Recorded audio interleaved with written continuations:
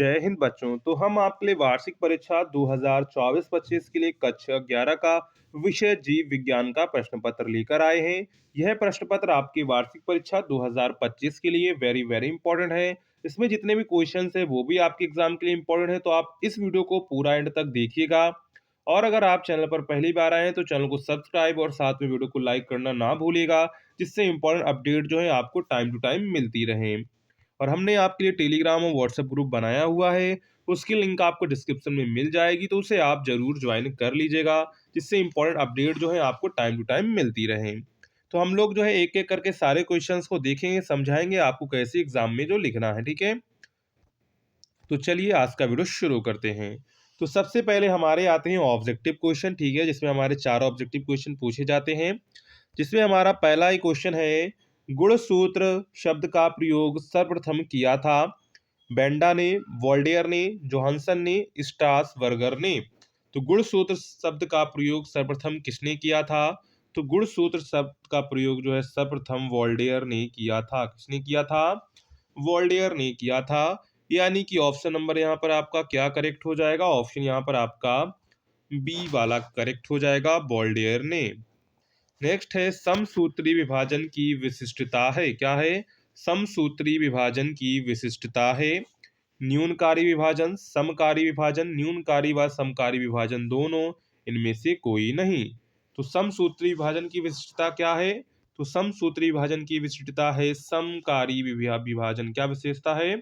समकारी विभाजन। ठीक है, यानी कि राइट आंसर यहाँ पर क्या हो जाएगा? तो राइट आंसर यहाँ पर आपका ऑप्शन नंबर बी वाला यहाँ पर आपका करेक्ट हो जाएगा। ठीक है, नेक्स्ट है, मनुष्य की सजीव क्षमता होती है। ऑप्शंस आपको दिए गए थे 4600 मिली, 2300 मिली, 1200 मिली, 5800 मिली। तो मनुष्य की सजीव क्षमता होती है, तो मनुष्य की सजीव क्षमता होती है 2300 मिली। कितनी होती है? 2300 मिली होती है। यानी कि ऑप्शन नंबर यहाँ पर आपका जो है बी वाला करेक्ट हो जाएगा, 2300 मिली। नेक्स्ट है, पेशी में एटीपीएज कहाँ उपस्थित होता है? एक्टिनिन में, ट्रोपोनिन में, मायोसिन में, एक्टिन में। तो पेशी में एटीपेज कहाँ उपस्थित होता है? एक्टिन में, ट्रोपोनिन में, मायोसिन में, एक्टिन में। तो यहाँ पर राइट आंसर क्या हो जाएगा? राइट आंसर हो जाएगा मायोसिन में। ऑप्शन नंबर यहाँ पर आपका जो है सी वाला करेक्ट हो जाएगा। ठीक है, इसके बाद है प्रश्न नंबर दूसरे का सरीसृपों के वृक्कों का उत्सर्जी उत्पाद क्या होता है? तो सरीसृपों के वृक्कों का उत्सर्जी उत्पाद क्या होता है? यूरिक अम्ल होता है। क्या होता है? यूरिक अम्ल होता है, क्योंकि उनमें जल की कमी होती है। ठीक है, इसके बाद लैंगरहंस की दीपिकाएं कौन सा हार्मोन स्रावित करती हैं? तो लैंगरहंस की जो दीपिकाएं होती है वे कौन सा हार्मोन स्रावित करती हैं? तो वो इंसुलिन हार्मोन स्रावित करती हैं। कौन सा हार्मोन? इंसुलिन हार्मोन स्रावित करती है। ऑप्शन नंबर यहाँ पर आपका जो है खा वाला करेक्ट हो जाएगा। ठीक है, नेक्स्ट है, रक्त दाब को किस यंत्र द्वारा नापा जाता है? तो रक्त दाब को किस यंत्र द्वारा मापा जाता है? तो इसको मापा जाता है स्फिग्मो मैनोमीटर के द्वारा। किसके द्वारा? स्फिग्मो मैनोमीटर के द्वारा मापा जाता है, जिसे हम लोग कहते हैं रक्तचाप मापी भी कह सकते हैं। क्या कह सकते हैं? रक्तचाप मापी भी कह सकते हैं। ठीक है, इसके बाद है, C4 पौधों के दो महत्व बताइए। क्या है? C4 पौधों के दो महत्व आपको बताने हैं यहाँ पर। ठीक है, तो यहाँ पर इसके जो दो महत्व हैं वो हम ऐसे लिख सकते हैं, C4 पौधे जो होते हैं वो CO2 की कम सांद्रता का भी उपयोग कर सकते हैं। ठीक है, और जो C4 पौधे होते हैं अधिक ताप पर भी CO2 का स्थिरीकरण कर सकते हैं। इसके बाद है, वायराइड क्या है? इसका आंसर आप लोग कमेंट सेक्शन में बताएं कि वायराइड क्या होता है। ठीक है, इसके बाद आगे बढ़ते हैं, क्वेश्चन नंबर थर्ड पर आते हैं।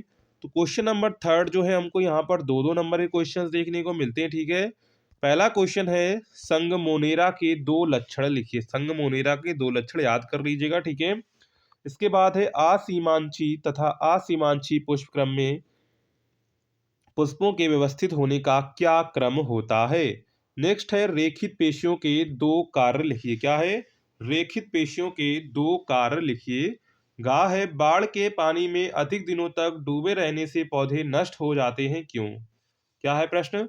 बाढ़ के पानी में अधिक दिनों तक डूबे रहने से पौधे नष्ट हो जाते हैं क्यों? इसके बाद एक कुल फुफ्फुस सामर्थ्य क्या है, यह कितनी होती है? तो ये सारे क्वेश्चंस हैं जो आपके दो दो नंबर के, ठीक है, इनको आप अच्छे से तैयार कर लीजिएगा।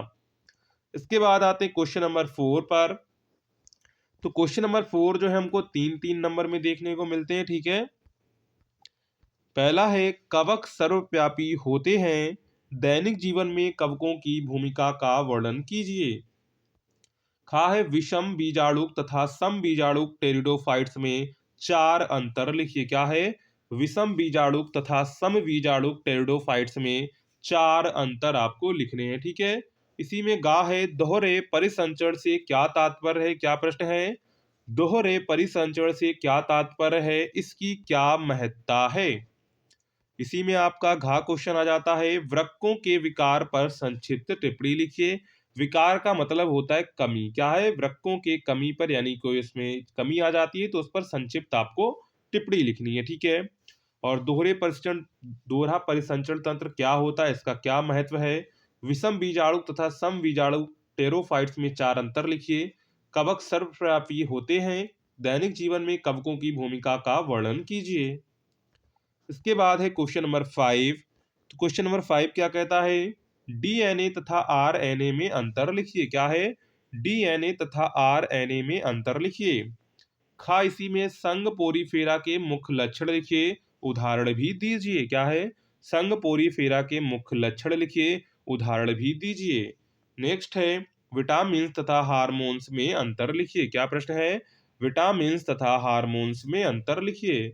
इसी में घा क्वेश्चन है वल्गी संचरण पर टिप्पणी लिखिए। क्या है? वल्गी संचरण संचरण पर टिप्पणी लिखिए। तो ये सारे क्वेश्चंस जो हैं जिसमें इंपॉर्टेंट सबसे ज्यादा है डीएनए आरएनए में अंतर, ये हमेशा पूछा जाता है। और संग पोरीफेरा के मुख्य लक्षण, ठीक है। इसके बाद है क्वेश्चन नंबर 6। तो क्वेश्चन नंबर 6 क्या कह रहा है? स्पैडिक्स तथा कैटकिन पुष्प क्रम में अंतर लिखिए। लसिका की संरचना तथा कार्य को लिखिए। अर्धसूत्री विभाजन का क्या महत्व है? प्रकाश शोषण के महत्व पर टिप्पणी लिखिए। यानी कि देखो ये सारे क्वेश्चन जो क्वेश्चन नंबर 6 में हैं, ये चार क्वेश्चंस आपको दिए गए हैं। सारे क्वेश्चंस तीन तीन मार्क्स के हैं, तो इनको आप अच्छे से तैयार कर लीजिएगा। स्पेडिकस तथा कैटकिन पुष्पक्रम में अंतर लिखिए, रसिका की संरचना तथा कार्य लिखिए, ये वेरी इंपॉर्टेंट है, ठीक है। अर्धसूत्री विभाजन भी इंपॉर्टेंट है। इसके बाद प्रकाश शोषण के महत्व पर टिप्पणी लिखिए। इसके बाद आता है क्वेश्चन नंबर 5। तो क्वेश्चन नंबर 5 में जो है हमको पांच पांच नंबर के क्वेश्चन देखने को मिलते हैं, ठीक है। पहला क्वेश्चन इसी में हमारा है ऊतकों में गैसीय विनिमय का सचित्र वर्णन कीजिए, अथवा साइकस के जीवन चक्र का रेखा चित्र की सहायता से वर्णन कीजिए। पीढ़ी एकांतरण को परिभाषित कीजिए। तो यहाँ पर जो है दोनों में से आप कोई एक यहाँ पे आप कर सकते हैं, ठीक है। इसके बाद है क्वेश्चन नंबर 8। तो क्वेश्चन नंबर 8 क्या कह रहा है, देखो, मानव हृदय की अनुलंब काट का नामांकित चित्र बनाइए और आंतरिक संरचना का वर्णन कीजिए। तो मानव हृदय का जो अनुलंब काट है, इस तरह का जो होता है आपका मानव हृदय, उसका जो है आपको अनुलंब काट बनाना है, ठीक है। यानी कि ये जो है उसका मतलब कि अगर हम लोग हृदय को जो है बीच से काट दें तो अंदर कैसा दिखाई पड़ेगा, ऐसा आपको डायग्राम बनाना है, ठीक है। इसके बाद है अथवा में, अगर आपको ये नहीं आता तो आप नीचे वाला कर सकते हैं, प्रतिवर्ती क्रिया का सचित्र उदाहरण दीजिए। तो ये भी इंपॉर्टेंट क्वेश्चन है। इसमें जो अथवा में दोनों दिए गए ये इंपॉर्टेंट है, तो इनको आप अच्छे से तैयार कर लीजिएगा, ठीक है। इसके बाद आता है क्वेश्चन नंबर 9, और ये हमारा लास्ट क्वेश्चन होता है। एंजाइम क्या है? एंजाइम की संख्या एवं क्रिया विधि का सचित्र वर्णन कीजिए। यानी कि एंजाइम क्या होते हैं ये बताना है, एंजाइम की संख्या कितनी होती है, इसकी क्रिया विधि क्या कैसी होती है एंजाइम की, वो सब आपको यहाँ पर बताने हैं, ठीक है। अगर आपको ऊपर वाला नहीं आता है तो आप नीचे वाला कर सकते हैं, ठीक है। श्वसन को प्रभावित करने वाले कारकों का विस्तृत वर्णन कीजिए। क्या है? श्वसन को प्रभावित करने वाले कारकों का विस्तृत वर्णन कीजिए। तो यहाँ पर जो है श्वसन वाला आप कर सकते हैं या फिर ये वाला कर सकते हैं, दोनों में से आप कोई एक यहाँ पर कर सकते हैं, ठीक है। तो इस तरह आपका जो है पूरा ये क्लास 11th का बायोलॉजी का क्वेश्चन पेपर हो जाता है, ठीक है। तो ये क्वेश्चन पेपर आपके एग्जाम के लिए इम्पोर्टेंट है, तो आप इसको जो है पूरा अच्छे से तैयार कर लीजिएगा। और अगर आपने अभी तक वीडियो को लाइक नहीं किया है तो वीडियो को लाइक कर दीजिएगा और चैनल को भी सब्सक्राइब कर लीजिएगा, जिससे इम्पोर्टेंट अपडेट जो हैं आपको टाइम टू टाइम मिलती रहे। मिलते हैं नेक्स्ट वीडियो में, तब तक के लिए जय हिंद बच्चों।